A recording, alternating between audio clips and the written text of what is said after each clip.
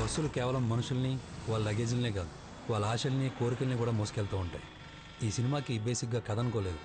ఇందులో ఎవరో ఒకరిని పట్టుకుందాం, వాడితో పాటు ప్రయాణిద్దాం. వాడి కథే ఈ సినిమా కథ.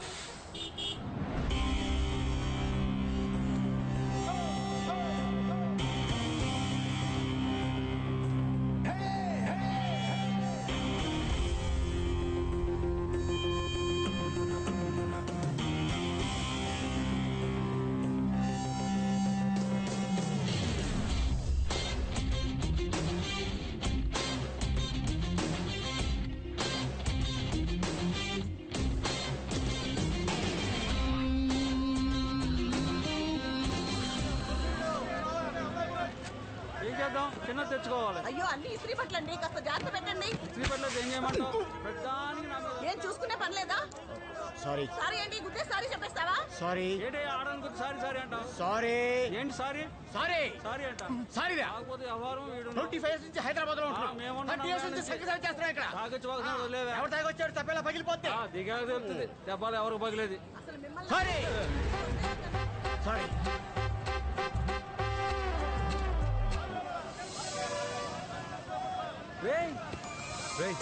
నువ్వేంట్రా? ఎరా ఎలా ఉన్నావు? ఏం చేస్తున్నావు? రెడ్డి ల్యాబ్స్ లో జాబ్ చేస్తున్నాను రా. మా మామగారు ఆల్రెడీ చేస్తున్నారు అనుకో, ఆయనే ఇచ్చాడు మనకు జాబు. లేకపోతే మనం చదివిన చదువులకు ఉద్యోగాలు ఎక్కడ వస్తారా? నీ సీట్ ఎక్కడా? అక్కడేరా 5.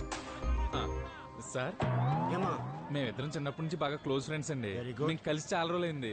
మీరు కొంచెం మా ఓడి సీట్లో అడ్జస్ట్ అయితే మేమిద్దరం ఇక్కడే భారతదేశంలో డిసిప్లిన్ లేకుండా పోతుంది.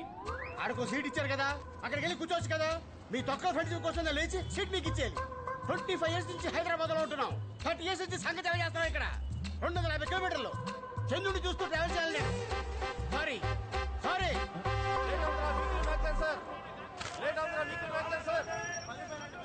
చిల్లరి ఏం నొక్కేద్దామనా?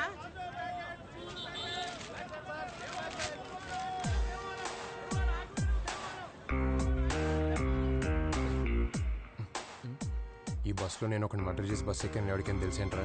అది ఈరోజు పేపర్లో కూడా వేసాడు. ఆ విషయం వాడికి తెలియక అడితేగా చదివేస్తున్నాడు. నువ్వు ఇంకా మటర్లు చేయటం మానలేదేంట్రా? ఎక్కడ? ఇప్పటికీ 15 మర్డర్లు చేశాడు. ఇప్పుడు దాకా ఎప్పుడు అలా అనిపించలేదురా.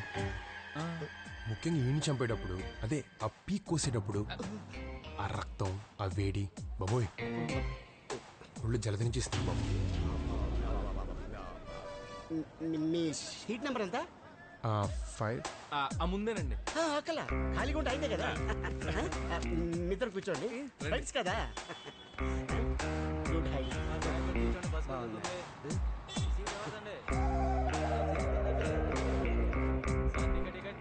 నువ్వేదో ఎలకొన్నాడు కానీ అది ఎవరికైనా చెప్పేస్తారేమో చూడరా బాబు. ఇంకేంట్రా విశేషాలు? మన ఊళ్ళో రాజకీయాలు ఇంకా అలాగే ఉన్నాయా? అయితే అయింది కానీ గొప్ప ఊర్రా బాబు మన ఊరు.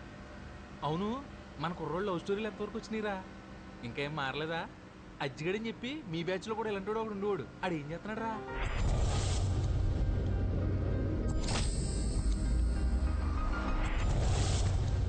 భగవంతుడు బలహీనుడికే ఏరి కోరి భగవద్గీత చెప్పాడు. వాడి పేరు అర్జున్, నా పేరు ముకుంద. కావాలనే పెట్టినట్టున్నారు. అని ఎప్పుడు నేను కాపాడుకోవాలి అని.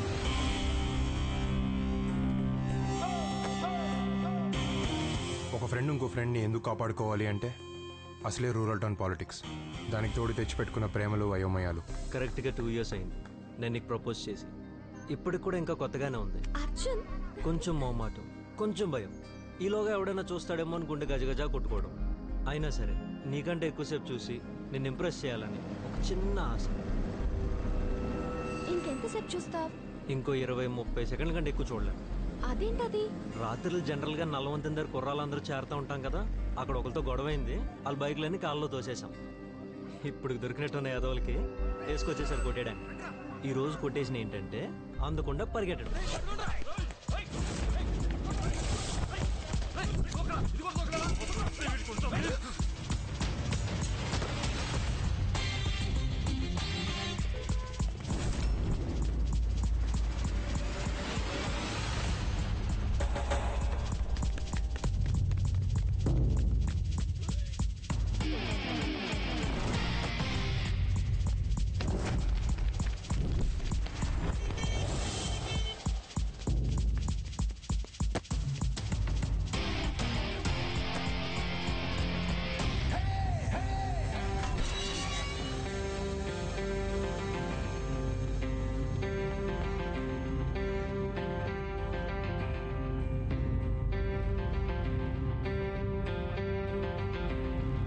అలా చూసుకుంటున్నారేంటి? ఏదో కొట్టేసుకుంటారనుకుంటే.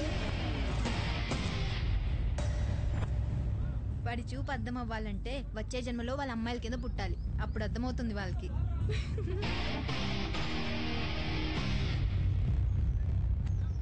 ఏయ్, ఎందుకైనా మంచిది కొట్టే ముందు ఒకసారి ఆలోచించండి. వాళ్ళు దేనికైనా రెడీ, అన్నిటికీ తెగిచ్చేసి కూర్చున్నారు. పరిగెట్టి అలసిపోయి వచ్చారు కదా, ఇప్పుడు కొట్టండి, మళ్ళీ రండి. ఇదిగో ఈ ఎక్స్ట్రాలే. ఆడిని ఎప్పటికప్పుడు ఎవడొకటి కొట్టి చంపేస్తాడు, అప్పుడు కూడా ఇలా కాపాడుకుంటావా? తెలుసు కదా మా గురించి. రేయ్, ఆడెప్పుడే నెగ్గుతాను అనుకుంటే దిగుతాడు, లేకపోతే దిగడు. బయలుదేరండి.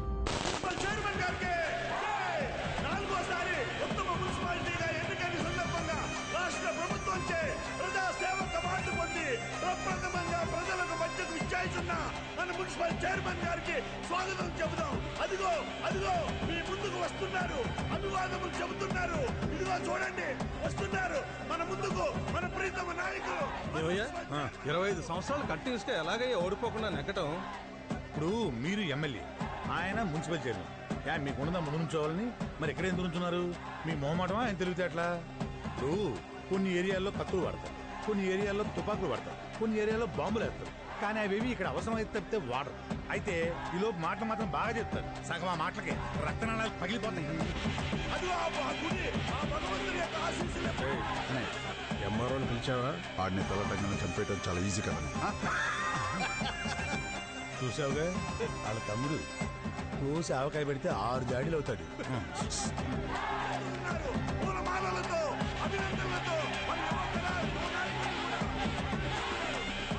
ఆనంద్ తెలుసుగా, మన చైర్మన్ గారి అబ్బాయి. చిన్నప్పటి నుంచి చూస్తున్నాం, మొహంలో ఎప్పుడు ఒకటే ఎక్స్ప్రెషన్. కోపం ఎక్కువ, కానీ అందరితో బాగుండాలనుకుంటాడు. ఎంత ప్రమాదం.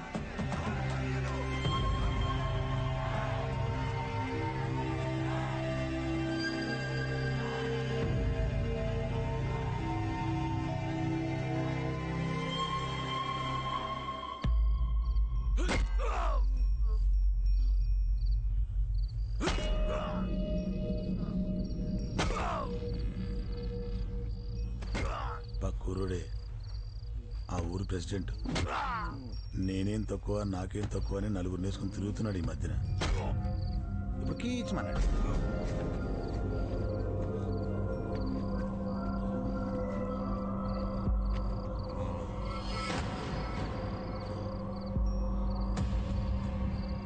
కౌసుడు తెలుసా? అనుమానం వస్తే చాలా చంపేసేవాడంట. గాడిపనే చాలా ఈజీ చిన్నపిల్లలు. నాకు ఇంటికోవడం ఈదుకోవడం ఎప్పుడు పూర్తోవాలి ఈ సంహారం. పైకి ఇంత పచ్చగా కనబడే ఏరియాని సెన్సిటివ్ ఏరియా అని ఎందుకంటే ఇప్పటికి అర్థమైంది ఎస్ఐ. ఏంటో ఇప్పటికే ఏంటో బ్లడ్ గ్రూపులు, A group, O group, B positive, ఏంటో ఆ సబ్జెక్ట్ ఏంటో ఇప్పటిదాకా అర్థం కదా ఏంటో. కానీ ఇదిగా ఇక్కడ పోయేలా ఉంటే కొంచెం గోమూత్రం చల్లేయండి. మీకు పుణ్యం, అడిగి పుణ్యం.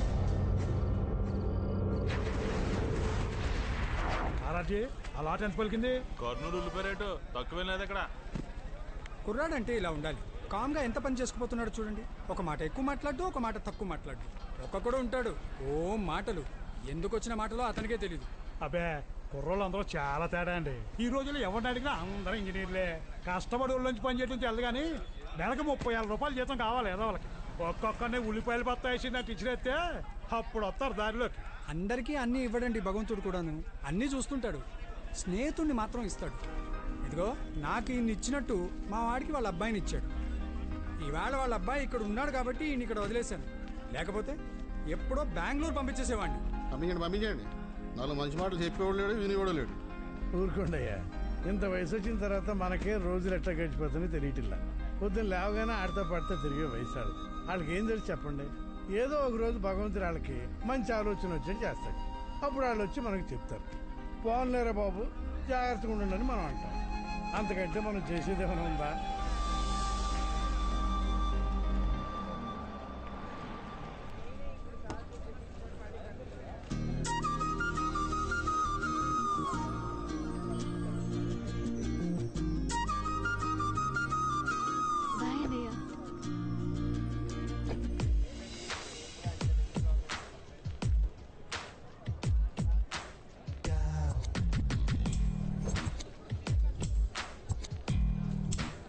ఏంటి అబ్బాయిలు అలా చూస్తున్నారు?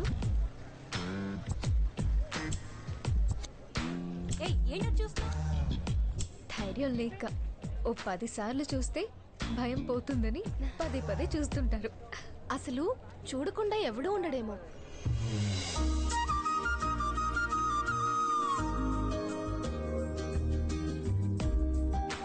నిజంగా ధైర్యం ఉన్నవాడు, గుండెల్లో ప్రేమ ఉన్నవాడు ఒక్క చూపు చూస్తే చాలు, జీవితం అక్కడే దొరుకుతుంది.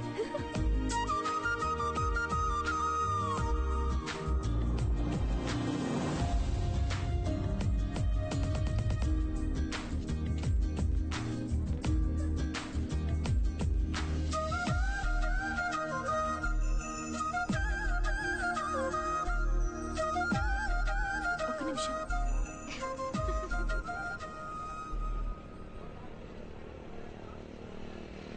ఇంకెందుకు వెళ్ళు. గోడలేంటారు బాబు, ఎంత ఎత్తుకు కట్టారు. నీకోసం కట్టారు.